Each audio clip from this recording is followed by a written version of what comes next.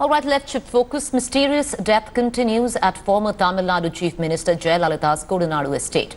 Now, a day after, 28-year-old Dinesh Kumar, a computer operator who worked in the late Chief Minister's tea estate, was found hanging in his house.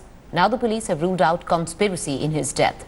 Police sources have told India Today that Dinesh was struggling with low vision and was depressed because of this. Remember, Jaya's estate has witnessed one mysterious death after another.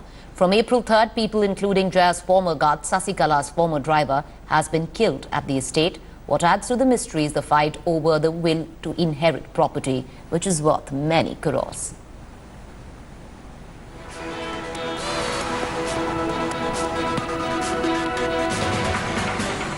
Meanwhile, India Today spoke exclusively to former owner of the Kodanad estate. Craig not only claims to have been coerced into selling his property, but claims that he has evidence of the state machinery being used to acquire the assets. Listen in. Who are the politicians who actually threatened you? Some probably are still very powerful ADMK ministers or so.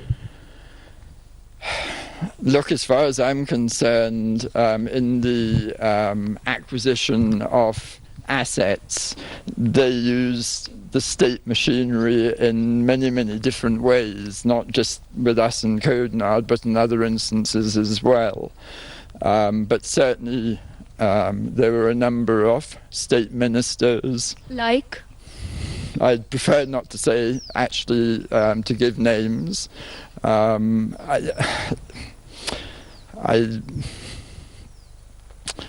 don't want to enter a battle of who said what.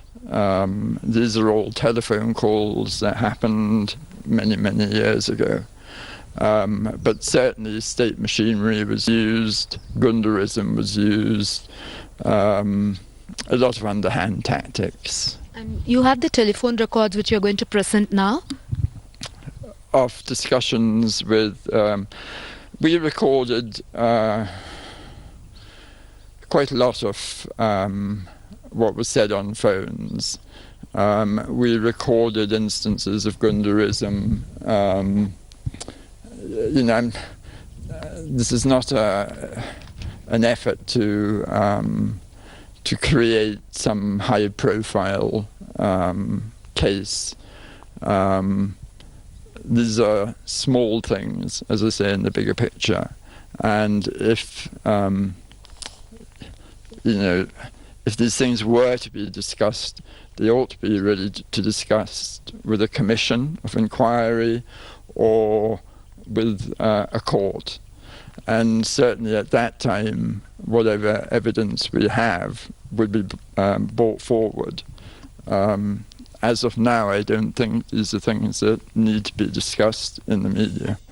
Meanwhile, trouble mounts for Pulsar Suni, who is an accused in the top Malayalam actor's molestation case. Kerala police have now reopened an old case against Pulsar Suni. It is alleged that the accused was involved in the kidnapping of another Malayalam actor 2 years ago. A complaint was filed by no FIR or proper investigation is conducted. This case now comes into focus after the abduction of a famous actress in February this year. To remind you, a top Malayalam actor was sexually assaulted and filmed in a moving car. The police investigation has turned to big names within the film industry. Meanwhile, the state of Kerala is seeing a complete crime thriller straight out of a Kollywood film, but this time far from real life. The Pulsar Suni Dilip and a Malayalam actress case has had several twists since the attempted abduction of the Malayalam actor in February this year. Not only has it been a traumatic experience for the actor himself, it has kept the Kerala police on their toes as more and more revelations come out.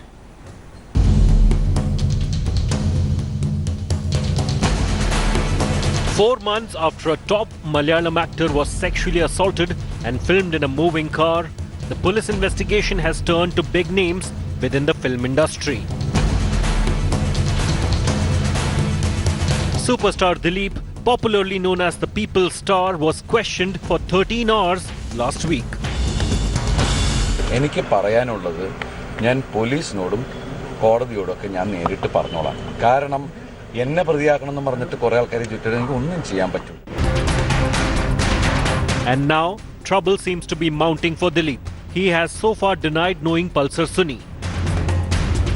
But a Malayalam news channel has now released photos taken by a fan with Dileep, which shows the main accused in the background. Dileep was dragged into the investigation after a letter purportedly written from jail by Pulsar Suni, the main accused in the case, surfaced. This even as Dileep filed a police complaint claiming a prison inmate had threatened him to pay up 1.5 crore rupees, failing which he would be named as the conspirator behind the sexual assault. His friend and filmmaker Nader Shah has also alleged blackmail. പറഞ്ഞു വന്നപ്പോൾ എൻ്റെ അടുത്ത് പറഞ്ഞിങ്ങനെ ഈ Pulsar സുനിയുടെ സുഹൃത്താണ് ഞാൻ എന്ന് പറഞ്ഞു.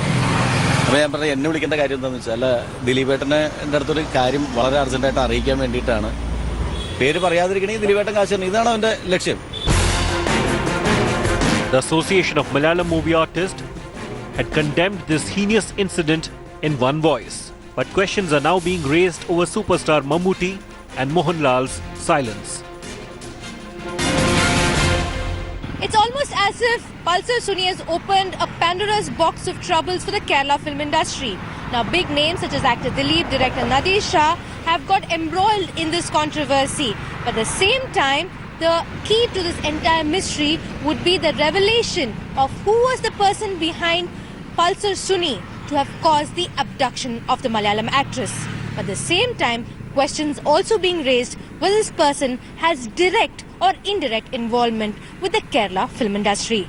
The cameraman Shrimoti Roni Swami in Kochi for India Today. Meanwhile, in a shocking incident, a Telangana police sub-inspector has been caught on camera manhandling a disabled man. As per reports, the victim, Ailaya, is the brother of Komaraya, who has been summoned to the Siddapet police station.